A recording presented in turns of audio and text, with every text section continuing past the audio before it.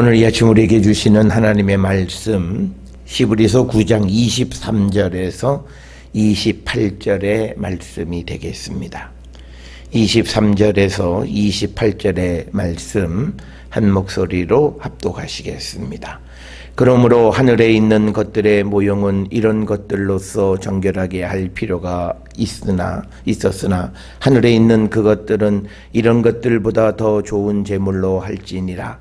그리스도께서는 참 것의 그림자인 손으로 만든 성소에 들어가지 아니하시고 바로 그 하늘에 들어가사 이제 우리를 위하여 하나님 앞에 나타나시고 대제사장이 해마다 다른 것의 피로써 성소에 들어가는 것 같이 자주 자기를 드리려고 아니하실지니 그리하면 그가 세상을 창조한 때부터 자주 고난을 받았어야 할 것이로되 이제 자기를 단번에 제물로 드려 죄를 없이 하시려고 세상 끝에 나타나셨느니라. 한 번 죽는 것은 사람에게 정해진 것이요 그 후에는 심판이 있으리니 이와 같이 그리스도도 많은 사람의 죄를 담당하시려고 단번에 들이신 바 되셨고 구원에 이르게 하기 위하여 죄와 상관없이 자기를 바라는 자들에게 두 번째 나타나시리라. 아멘. 오늘 우리에게 주시는 히브리서 9장 23절부터 28절에 있는 말씀은 이제 하늘에 계시는 예수 그리스도께서 우리를 위해서 무엇을 하시는가라고 하는 것에 대한 설명과 그리고 이제 손으로 만들지 않는 하나님께서 만드신 그 성소와 그리고 땅에 있는 그 지상의 성소와의 차이점에 대해서 다시 한번 또 설명을 하고 있는 것이 오늘 주시는 말씀인데 오늘 주시는 이 말씀의 내용들을 보게 되면 히브리서 저자는 세상의 대제사장과는 달리 예수 그리스도께서는 지금 하늘에 계셔서 우리를 위해 하나님 앞에 나가신다라고 하는 것. 그래서 하늘에서 그냥 세상을 지켜보고 계시는 것이 아니라 우리의 구원을 위해서 하나님 앞에 나가셨고 그래서 예수께서 하나님 우편에 앉아 계시는 것은 바로 우리를 구원하기 위한 하나님 이 예수 그리스도의 그 계획 속에서 하나님 우편에 계신다라고 하는 것, 그것을 이제 우리에게 말씀을 하고 있고, 또 하나는 이 예수 그리스도의 희생 제사는 이제 이 지상에서 다른 제사장이 드리는 희생 제사와는 다르다. 그 다른 것 중에 하나는 이 효과가 영원하다라고 하는 것. 세상에서 드리는 세상의 제사장들은 해마다 다른 짐승의 피로써 이제 속죄를 드렸지만 그러나 예수께서는 그렇게 할 필요가 없고 영원하시기 때문에 반복적으로 드릴 필요가 없다라고 하는 것. 그리고 세 번째로 이 세상의 그 대제사장들은 동물의 피로써 동물을 하나님께 드렸지만 그러나 예수께서는 직접 자기 자신이 희생 제물이 되셔서 자기를 드리신 분이시다라고 하는 것.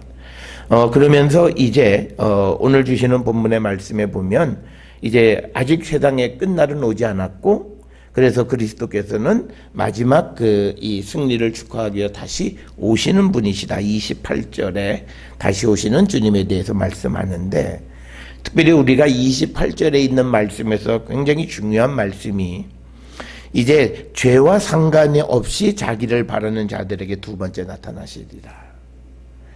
그러니까 우리가 주님이 다시 오심을 기다리는 그런 성도들의 삶이 죄와 상관이 없는 삶을 살아야 된다는 거예요. 그런데 우리가 이 죄와 상관이 없는 삶을 살기 위해서 예수께서 십자가에서 돌아가시면서 우리의 죄를 다 죽이셨고 그 다음에 성령을 주셔서 우리 안에 하나님의 의에 대해서 살아나는 자가 되게 하셨다.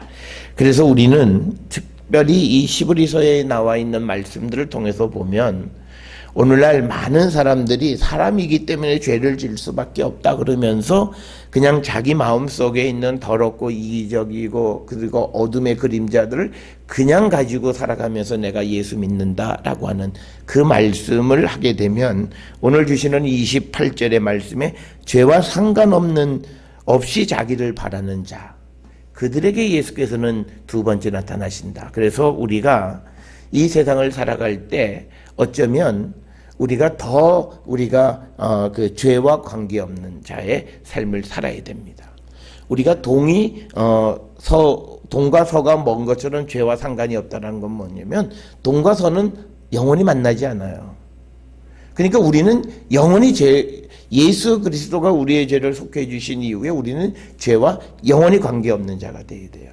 그게 오늘 주시는 말씀이 죄와 상관이 없이 예수를 바라는 자들에게 두 번째 나타나신다는 거예요. 그러면 우리가 구원에 이르려면 이 두 번째 관문을 통과해야 돼요. 그래서 예수께서 우리를 의롭다 인정해 주시고 우리를 위한 그런 중재자가 돼 주셔야 우리가 마지막 심판을 통과해서 영생의 길로 갈 수 있다라고 하는 겁니다. 따라서 오늘 주시는 28절 맨 마지막에 죄와 상관없이 자기를 바라는 자들, 즉 죄와 상관없이 예수 그리스도를 기다리는 자들, 그들에게 두 번째 나타나신다라고 하는 겁니다. 그 두 번째 나타나시는 그 주님을 만나 뵐 때 그때 우리가 구원에 이르게 되는 거예요. 그래서 오늘 28절에서도 보면 구원에 이르기 위하여 죄와 상관이 없이 자기를 바라는 자들에게 나타나는 거예요. 그래서 오늘 우리가 세상을 살아가면서 이 죄와 관계없는 삶을 살기를 우리가 결단하고 하나님의 도우심 가운데 성령의 인도하신 가운데 살아가는 자들이 되어야 돼요. 인간이 그렇게 살아도 우리는 죄를 질 수밖에 없어요. 그러니까 같은 죄인이라고 다 똑같은 죄인은 아니에요. 그러니까 발버둥 치면서 인간의 연약함 가운데서 우리가 짓는 죄가 있는 반면에 그냥 무방비 상태로 무관심하고 죄인 줄도 모르고 죄에 푹 젖어서 죄인의 모습으로 살아가는 사람과는 절대적으로 다르고 더더욱 우리는 용서해 주실 거야 라고 생각하면 또 죄 짓는 거. 그거는 우리가 성경에 보게 되면 알고 짓는 죄는 용서받지 못해요.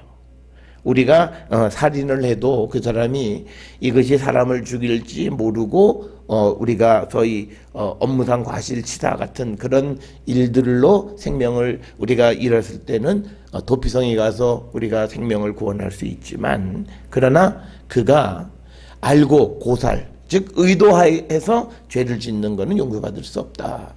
그러니까 이미 사람들은요 예수님 내 죄 용서해 주실 거야. 그래서 우리는 내 육신을 즐겨 그렇게 하는 순간 그는 오늘 주시는 이 히브리서 9장 28절의 말씀과 관계되어지면 우리는 구원에 이르기와 죄와 상관없이 예수를 바라는 자는 아니에요.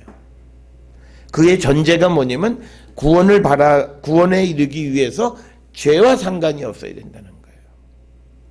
그런데 우리가 그리스도가 십자가에서 우리의 죄를 죽이시고 우리 안에 성령을 주셔서 우리가 하나님의 의에 대해서 살아가는 자가 되고 하나님의 성령을 따라 살아가는 자가 되게 하셨음에도 우리가 죄를 짓고 살아간다라면 그리고 죄에 대해서 무관심하고 전혀 우리가 무방비 상태에 간다면 과연 우리가 두 번째 주님 나타나셨을 때 주님을 배울 수 있을까? 우리는 한 번쯤 생각해 봐야 돼요. 거기에 대해서 우리는 다 구원받는다. 우리가 함부로 얘기할 수가 없어요.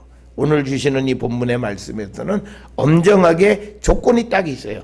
죄와 상관없이 예수를 바라는 자들에게 나타나신다는 거예요. 그러면 내가 죄 속에 푹 젖어서 살아요. 그리고 그 속에서 나올 생각도 안 하고 그 현실을 당연시하고 살아가는 사람들에게 과연 주님이 두 번째 나타나실까? 그래서 우리는 빛의 자녀의 삶 그리고 하나님의 의에 의해서 성령에 이끌려 살아가는 그런 성도의 삶을 살기를 결단해야 되는 것은 이제 예수께서 마지막 최후의 승리를 보기 위해서 두 번째 이 땅에 오시는 거예요. 그걸 기다리고 살아간다면 우리는 죄와 상관이 없는 삶을 사는 자들이 되어야 하는 것을 오늘 우리에게 가르쳐 주시는 겁니다.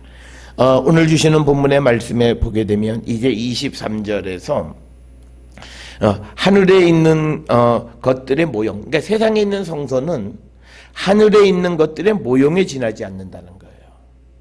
그래서 그런 모형의 그런 장막 성소는 우리가 어저께 보았던 21절에 나와 있는 동물의 피로서 그것들을 정결하게 해야 하는 그런 절차들이 있었어요.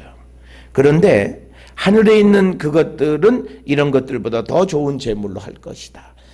오늘 주시는 이 본문에서 어저께도 말씀을 드렸습니다만 하나님께서 지으신 성소는 하나님이 지으셨기 때문에 거룩하게 할 필요가 없어요. 그런데 오늘 본문에서 하늘에 있는 성소도 우리가 이걸 정결하게 해야 된다라고 하는 그런 말씀을 하는 건 뭐냐면 21절과 대비해서, 그러니까 21절에 있는 그 지상에 있는 성소에 정결하는 것과 또 하늘에 있는 성소의 정결법을 비유하기 위해서 대비시키면서 설명하기 위해서 오늘 주시는 본문 23절에 하늘에 있는 그것들은 이런 것들보다 더 좋은 제물, 즉 예수 그리스도께서 그 보혈로 그것을 정결케 한다라는 거죠.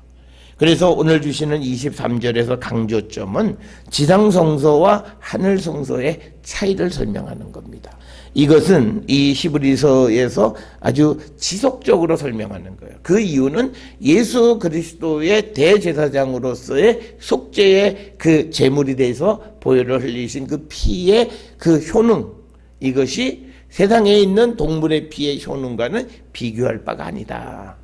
그래서 우리가 그 피로 속죄를 입은 사람들의 속죄는, 그것은 반복적으로 가서 제사 지내고 하는 그런 의미의 속죄제가 아니라 영원한 것이고 온전한 것이고 온전히 죄를 사해 주시고 마음의 그 양심까지도 변화시켜서 새 사람이 되게 하시는 그런 온전한 속죄임을 우리에게 강조해 주시는 그런 말씀이다라고 하는 사실을 우리가 꼭 기억을 하셔야 되겠습니다.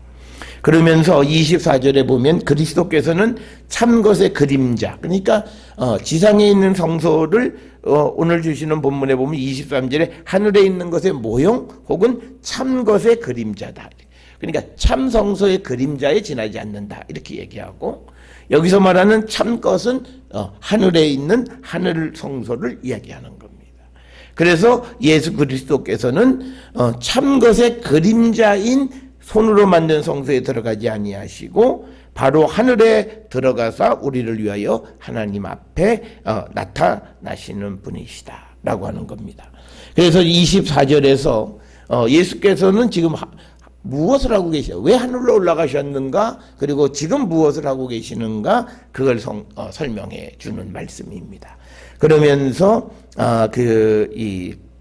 예수께서는 하늘에 올라서 하늘 성소에 들어가셨고, 그리고 우리를 위해서 하나님 앞에 나타나셨고, 그러니까 우리를 위한, 구원을 위한 그 역할을 하고 계시다라고 하는 겁니다.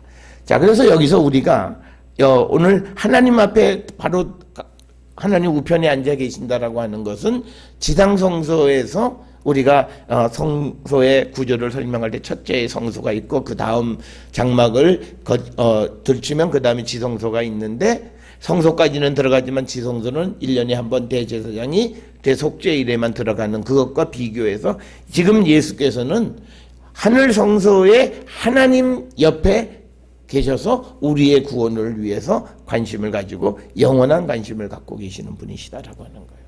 그래서 우리가 왜 예수께서 하늘에 가셨는가? 그것은 우리의 구원을 완성시키기 위한 것이었고, 예수 그리스도께서 왜 돌아가셨는가라고 하는 것은 어저께 우리가 보았듯이 언약이나 혹은 그 유언은 사람이 죽어야만 새로운 효력을 발휘할 수 있기 때문에 이제 새 언약이 효력을 발휘하기 위해서는 예수께서 돌아가셨어야만 했다라고 하는 그것을 설명하고, 그 연장선상에서 그러면 하늘에서 뭐 하고 계시냐?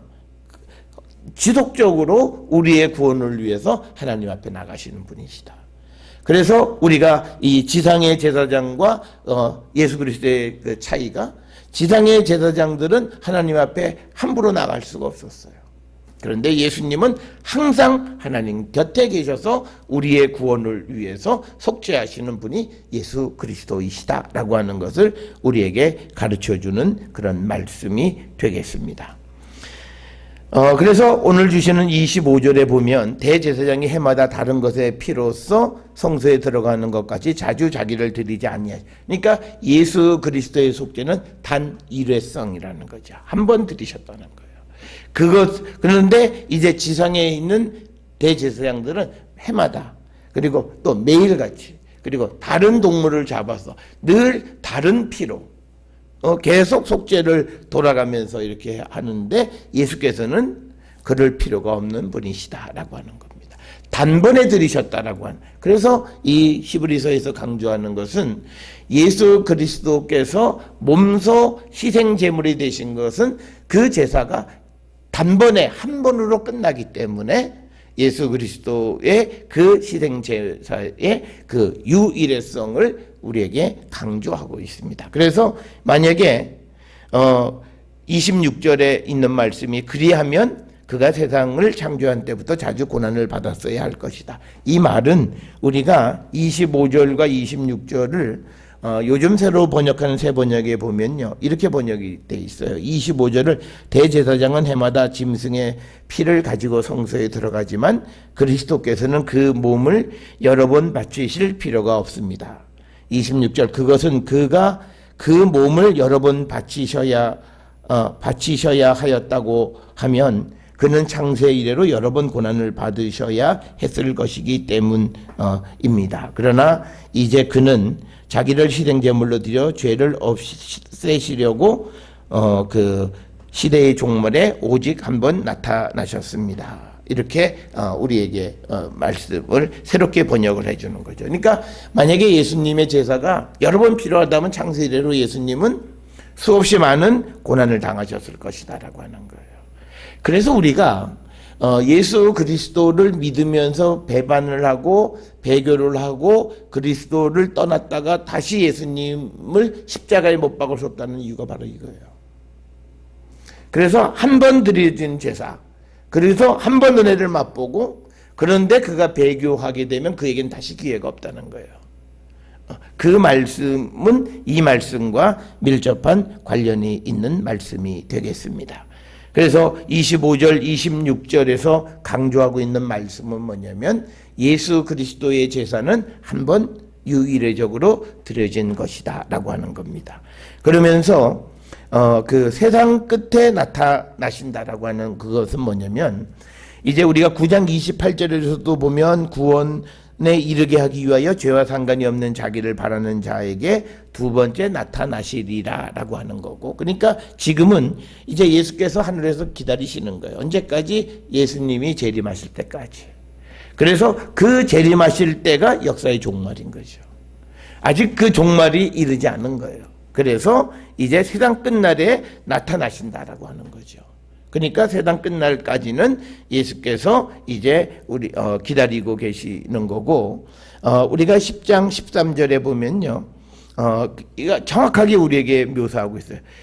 그 12절 13절에 오직 그리스도는 죄를 위하여 한 영원한 제사를 드리시고 하나님 우편에 앉으사 그 후에 자기 원수들을 자기 발등상이 되게 하실 때까지 기다리시나니.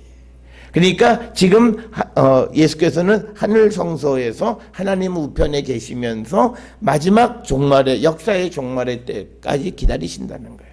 그리고 그 종말의 때에 다시 오셔서 이제 죄 없이 예수 그리스도를 바라는 자들의 구원을 완성시켜 주시는 분이시다라고 하는 것을 우리에게 꼭 기억을 하시면서, 우리가 흔히 왜 예수께서 그렇게 속죄하시고 그랬는데 왜 지금도 이 세상에 아직도 이런 죄나 그런 악이 만연하냐? 마지막 심판의 때가 아직 오지 않았기 때문에요.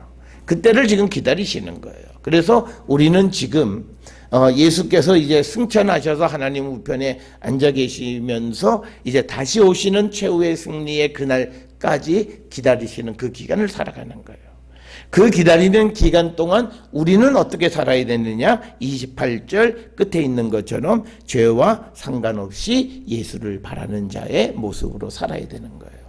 그래서 27절에 보면 한 번 죽는 것은 사람에게 정해진 것이요 그 후에는 심판이 있다. 사람이 죽으면 심판이 있다라는 거예요.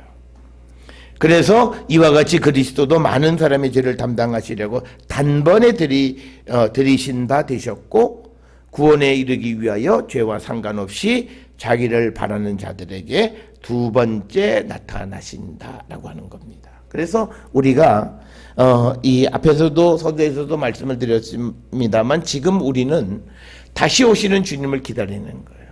재림의 신앙이에요. 우리가 재림의 신앙을 확고하게 가지고 있어야 성도가 오늘 살아가는 삶이 말씀 안에 살아가는 자가 되려고 애쓰는 거예요. 오늘날 우리 한국교회의 가장 큰 문제가 우리가 현세 중심적인 그런 시대로 바뀌어 버렸어요. 지금 내가 지금 먹고 하는 일, 이것이 잘 되면 된다. 그리고 죽음의 이후의 세계는 내가 잘 알 수가 없다. 그러니까 영원한 천국, 영생에 대한 그 그림이 우리에게 희미해졌어요. 그러니까 뭐냐면 천국 그건 내가 알 것 없고 내가 여기서 살고 있는 이때나 잘 먹고 잘 사는 게 더 중요하다고 자꾸 생각을 하는 거예요. 그런데 우리는 꼭 기억을 하셔야 되는 건 뭐냐면 마지막 심판이 있다라고 하는 거예요. 그 심판을 통과해야 성경에서 얘기하는 영원한 복락을 누리는 것은 바로 그때부터예요. 그러니까 우리는 예수 그리스도께서 십자가에 달려 돌아가셔서 승천하신 다음부터 예수 그리스도의 진가가 발휘했고 모든 인류를 구원하는 구원의 역사가 본격적으로 시작이 되어진 것처럼요.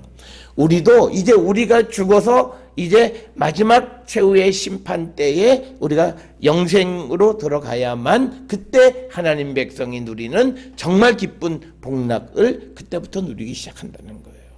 그러니까 우리에게서는 지금 우리가 눈으로 보는 이 현세와 가시적인 세상이 전부가 아니에요. 이거는 우리가 사는 세상에 짧은 어떤 잠시 왔다 가는 기간일 뿐이라는 거예요. 그래서 우리에게 영원한 하나님의 나라가 기다리고 있고 그 마지막 심판의 문을 통과하기 위해서 우리는 이제 죄와 상관이 없는 자가 되어야 한다라고 하는 거예요. 그래서 예수께서 한번 먼저 오셔서 우리의 죄를 위해서 십자가에 달려 돌아가시고 부활 승천하시면서 우리에게 보증서를 하나 제시해 주신 거예요. 이제는 더 이상 죄 짓지 말고 다시 오시는 주님을 바라보며 살라라고 하는 거고, 그래서 예수께서 부활하셨듯이 우리도 이제 부활할 수 있고, 그리고 우리가 영원한 하나님의 나라에서 영생의 소망을 가지고 살아가는 자가 될 수 있다는 그 확신을 갖게 한 거예요.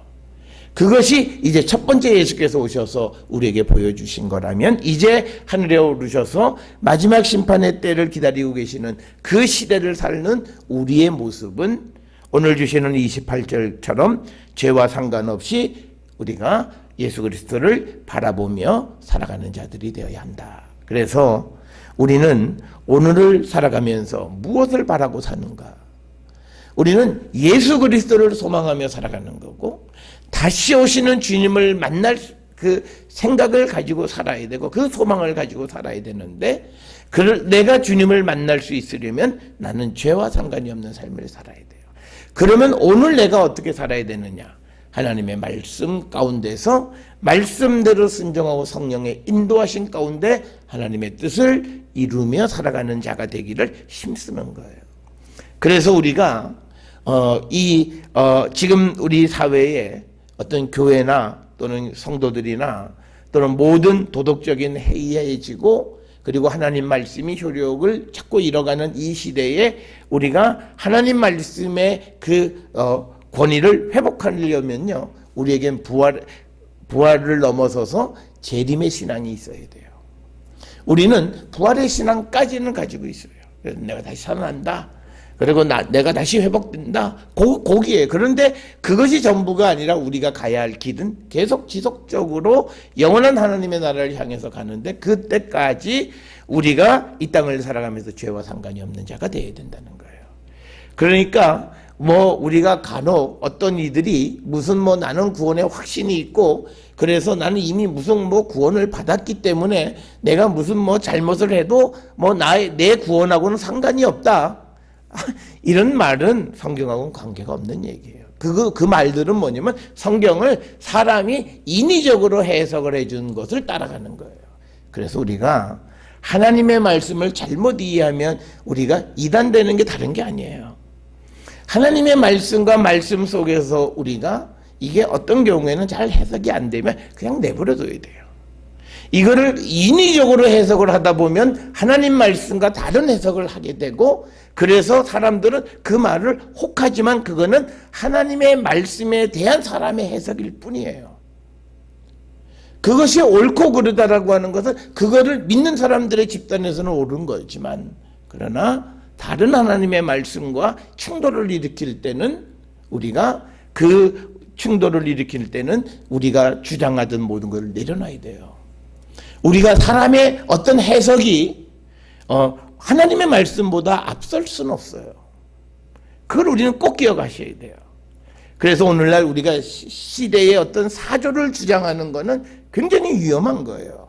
그거는 지나가 버리면 그만이에요. 이미 우리가 17세기부터 기독교가 부흥하기 시작한 18세기, 19세기, 20세기, 또 21세기로 접어들면서 그 경험을 했어요. 시대적 사조라고 하는 것은 영원한 게 아닌 거예요. 그래서 우리는 어떤 유명한 사람은 그 하나님에 비하면 아무것도 아닌 거예요. 그렇기 때문에 그 사람의 주장을 믿고 따라가는 것은 위험한 거예요. 그래서 우리가 하나님의 말씀이 우리에게 말씀을 해 주시면 그 말씀을 순종하고, 물론 우리가 하나님의 말씀을 온전하게 100% 그 말씀의 진리를 다 우리가 깨달을 수는 없지만, 그러나 그 말씀이 성경 전체를 통해서 주시는 얽혀져 있는 말씀 속에서의 의미를 우리가 얼마든지 알 수 있어요. 성경 한 구절 한 구절이 정말 그게 네가 하나님의 말씀의 그 뜻인지 네가 어떻게 하냐라고 우리가 질문하는 사람도 있긴 하지만요. 그러나 내가 어느 인간도 하나님 앞에서 내가 100% 하나님의 뜻을 다 안다라고 얘기할 수는 없어요.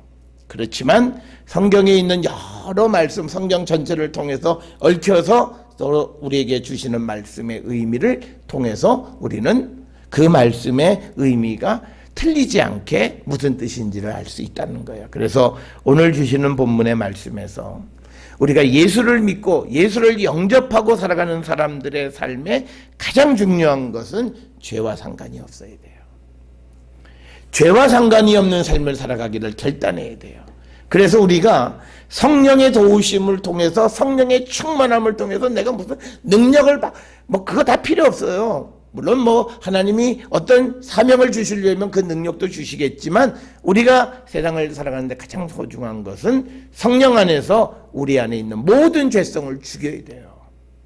그래서 우리가 내 안에 하나님의 의와 하나님의 말씀대로 살아가기 시작하고 그렇게 살아가는 자들이 되어야 되는 거예요.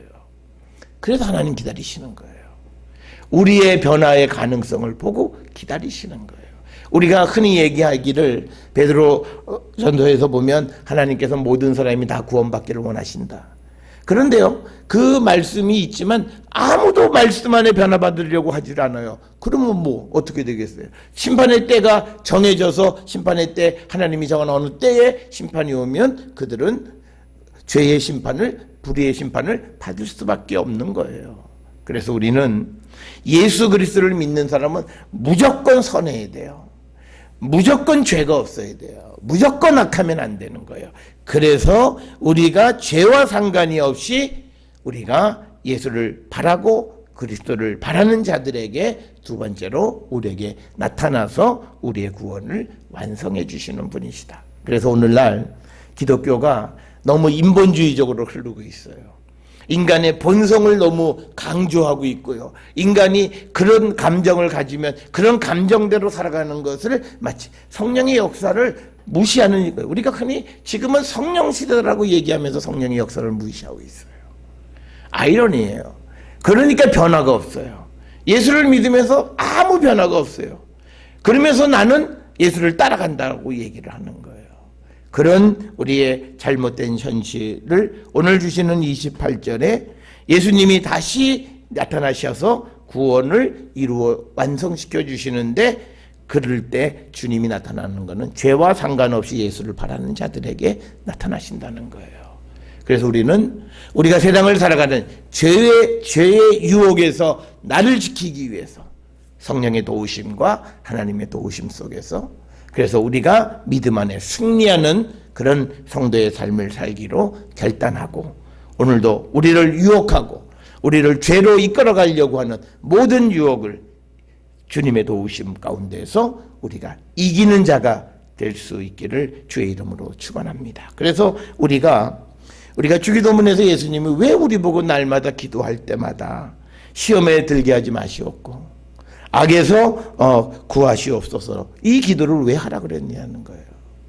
다시는 죄로 가면 안 되기 때문인 거예요. 그 절박함, 그 기도를 하라고 하는 것은 우리가 죄를 많이 짓기 때문이 아니라 죄를 지으면 다시 오시는 주님을 만날 수 없기 때문에 우리의 구원이 멀어지기 때문에 죄에 우리가 상관없는 자가 되려면 유혹의 시험에 들지 않아야 되고 죄로부터 우리가 악으로부터 구원을 받아야 되기 때문에 이렇게 기도하라고 하는 주기도문에서 그걸 강조하신 겁니다. 그래서 오늘 주시는 이 하늘에 계시는 하늘 성소 안에 계시는 예수 그리스도께서 우리의 구원을 위해서 지금도 일하고 계시는데 그분이 다시 이 땅에 나타나시는 것은 죄와 상관없이 자기를 바라는 자들의 구원을 위해서 오신다라고 하는 이 말씀을 마음에 새기면서 오늘도 우리가 죄와 상관없는 삶을 살기로 결단하는 저와 여러분이 될 수 있기를 주의 이름으로 축원합니다.